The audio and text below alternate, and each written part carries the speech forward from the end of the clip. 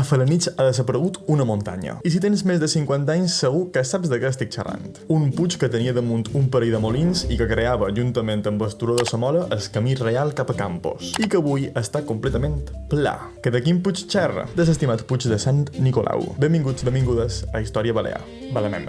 Què ha passat? I de per contestar-hi mos hem d'anar a 23 milions d'anys enrere.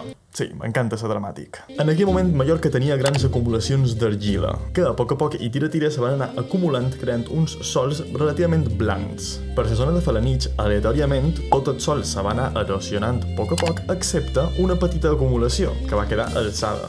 I així va néixer l'espectacular i pràcticament únic Puig de Sant Nicolau. Elevació que està pràcticament tota sola a una zona molt plana i a més formada per uns elements molt interessants. Tan interessants que els gerrers de Felanitx dels segles XVIII i XIX se tornaven locos per ells. Així, dècada a dècada, aquesta població va anar traient tira els materials fins que van quedar sense puig. Tot el seu material va ser transformat en gerros i teules. De fet, a un diari de Felanitx de l'any 1980, en Joan Maimó mos recita un poema dedicat a aquest puig. I lentament, a espipallades, dia a dia, s'ha esvaït. Avui només queden naus industrials i un solar buit. Ah, i un carrer que mos recorda que per allà s'anava cap al Puig de Sant Nicolau. Coneixes aquesta història? Has tingut la sort de veure aquest puig? Saps alguna història xula que vulguis compartir? Com sempre, vos llegesc. Au, una forta aferrada.